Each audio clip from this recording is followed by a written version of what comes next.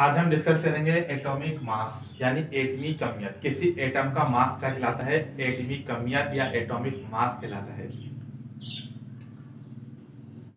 देखिए, atomic mass is a ratio. Atomic mass क्या है? एक रेशो है, निस्बत है, तनासुब है। जैसे मिसाल के तौर पर H2O, हाइड्रोजन, ऑक्सीजन। तो इसका रेशो निकालना चाहेंगे तो 2 2 8 16 1:8 इसका रेशो आ जाएगा। रेशो से मतलब हमारी यही तनासुब, निस्बत यानी। तो एटॉमिक मास भी क्या है कि रेशियो है। इसका मतलब इसका डिवीजन होगी। तो मैं भी आगे चल के आपको बता देता हूँ।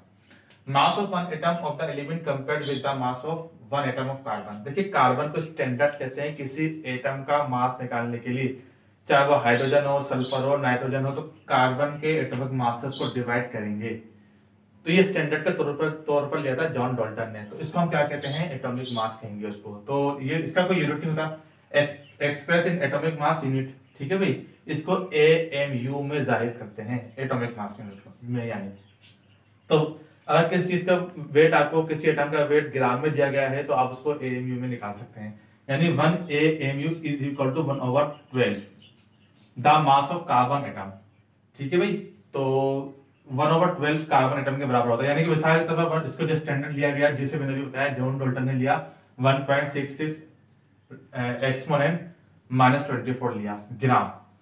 तो इसका जो फार्मूला है हमारे पास एटॉमिक मास निकालने का फार्मूला ये है, रेम भी कहते हैं इसको, relative atomic mass. Relative atomic mass is equal to mass of atom. जिस एटम का आपको मास निकालना है तो उसको mass of standard atom, mass of standard atom से आप डिवाइड कर देंगे, यानी कार्बन के एटम से, इस वजह से तो उस एटम का एटॉमिक मास आ जाएगा। जैसे मिसाल के तौर पर आपको निकालना था हाइड्रोजन का एटॉमिक मास। हाइड्रोजन का एटम का मास कितना है? 1.67 एक्सपोनेंट -24। आप इसको डिवाइड करेंगे 1.66 -24 से। क्यों? क्योंकि कार्बन स्टैंडर्ड है। जब तक के कार्बन के एटम से उसके एटॉमिक मास को डिवाइड नहीं करेंगे तो उसका, यानी कि उसके एटम के मास को डिवाइड नहीं करेंगे तो उसका एटॉमिक मास हम निकाल नहीं सकेंगे। तो हाइड्रोजन के एटम का मास कितना है? 1.67 एक्सपोनेंट -24। तो कार्बन का एटम जो स्टैंडर्ड हमारे पास है, जिसको डाल्टन की थ्योरी के मुताबिक स्टैंडर्ड लिया गया, 1.66 एक्सपोनेंट -24 था। तो उन्होंने डिवाइड किया तो उसके एटॉमिक मास क्या आया? 1 आया। तो ये 1 AMU कह सकते हैं, समझ लीजिए, या 1 कह दीजिए, 1 ले सकते हैं। तो 1 AMU को हम ग्राम पर मोल में जाहिर कर सकते हैं। 1 AMU को किस में? ग्राम पर मोल में जाहिर कर सकते हैं।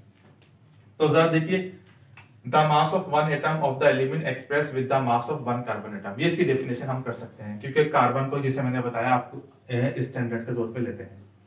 अगर कार्बन से डिवाइड नहीं करेंगे तो आप उसका एटॉमिक मास नहीं निकाल सकते। तो AMU को मैंने जैसे भी बताया, AMU में डिनोट करते हैं। AMU को ग्राम पर मोल में भी जाहिर कर सकते हैं, लिख सकते हैं। अब हम डिस्कस करेंगे इंपेरिकल फार्मूला। इंपेरिकल फार्मूला से मतलब सिंपल फार्मूला, सादा फार्मूला। तो इंपेरिकल फार्मूला की सबसे पहले आप डेफिनेशन देख लीजिए। इंपेरिकल फार्मूला या सादा फार्मूला की डेफिनेशन क्या होती है? Empirical formula is that which is found by experiment. Empirical formula को मालूम करने के लिए प्रॉपर एक्सपेरिमेंट की जरूरत पड़ती है, प्रॉपर टेस्ट की जरूरत पड़ती है। Represent the simple ratio. ये क्या काम करता है? सिर्फ सिंपल रेशो जाहिर करता है। वो हम अभी बात कर लेंगे इस पे पूरा आगे चल के कैलकुलेशंस भी है, वो भी आगे के लेक्चर्स में डिस्कस करेंगे। Of the combining atoms in a compound. ये हमारे पास इंपेरिकल फार्मूला की डेफिनेशन हुई। ऐसा फार्मूला जो सादा, जो सिर्फ सिंपल रेशो को जाहिर करे एटम्स के दरमियान, वो क्या कहलाता है? हमारे पास इंपेरिकल फार्मूला कहलाता है या सादा फार्मूला कहलाता है। जैसे मिसाल के तौर पर बेंजीन का इंपेरिकल फार्मूला क्या है? CH है। बेंजीन कहते हैं इसको, बेंजीन। ये हमारे पास है CH2, ये ग्लूकोज, कार्बोहाइड्रेट्स का इंपेरिकल फार्मूला है। इसको इंटीजर नंबर से मल्टीप्लाई करेंगे तो मोलिकुलर फार्मूला आएगा, वो भी अभी हम डिस्कस कर लेते हैं। तो ये आपके पास इंपेरिकल फार्मूला, यानी कि बेंजीन का इंपेरिकल फार्मूला CH है।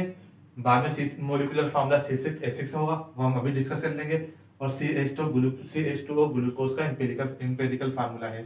इस तरह बाज कंपाउंड्स ऐसे होते हैं हमारे पास जिनका इंपेरिकल फार्मूला और मोलिकुलर फार्मूला दोनों सेम होते हैं, दोनों एक ही होते हैं। मिसाल के तौर पर वाटर हो गया, वो ये देख लीजिए, मीथेन हो गया, कैल्शियम कार्बोनेट हो गया और सोडियम क्लोराइड।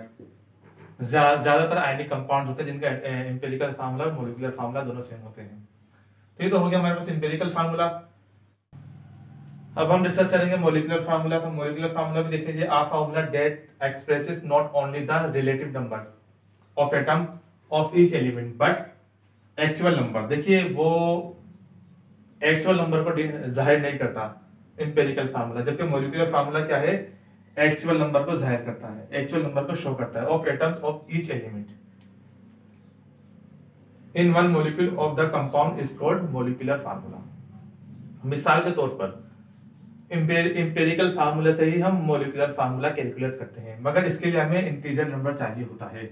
तो इंटीजर नंबर क्या होता है, n, यानी कि मिसाल के तौर पर n हमारे पास 6 आया, इसका फार्मूला हमारे पास ये इंटीजर नंबर निकालने का फार्मूला हमारे पास क्या है, आगे के न्यूमेरिकल्स में 2-3 लेक्चर्स में वो डिस्कस करेंगे, पूरी कैलकुलेशन डिस्कस करेंगे। तो molecular mass of a compound divided by empirical formula mass of a compound, जब हम इसको डिवाइड करेंगे तो हमारे पास n आ जाएगा। तो ये n मिसाल के तौर पर हमारे पास 6 आया, तो इस n को हमने मल्टीप्लाई किया C और H से, तो हमारे पास क्या आएगा C6H6 आ जाएगा। तो ये बेंजीन का फार्मूला मोलिकुलर फार्मूला बन जाएगा। इसी तरह हमारे पास ग्लूकोज हो गया CH2O, इसका n मल्टीप्लाई n, तो मल्टीप्लाई n हमारे पास 6 आया तो मल्टीप्लाई होगा तो C6H12 और 6 हमारे पास आंसर आ जाएगा, यानी ग्लूकोज का फार्मूला। तो ये हमारे पास एम्पिरिकल फार्मूला और मोलिकुलर फार्मूला की डेफिनेशन थी। एम्पिरिकल फार्मूला में एक चीज और देख लीजिए, एम्पिरिकल फार्मूला क्या होता है, ओनली इंडिकेट्स एटॉमिक रेशियोज, यानी कि एम्पिरिकल फार्मूला क्या काम करता है, इंडिकेट करता है एटॉमिक रेशियो को, does not indicate actual number. जैसे मैंने अभी बताया आपको, एक्चुअल नंबर को ये मोलिकुलर फार्मूला जाहिर करता है, जबकि ये क्या काम करता है, सिर्फ indicates atomic ratios. Empirical formula atoms के दरमियान निस्बत को जाहिर करता है, जबकि मोलिकुलर फार्मूला क्या काम करता है, एक्चुअल नंबर ऑफ एटम को या एटम्स को जाहिर करता है।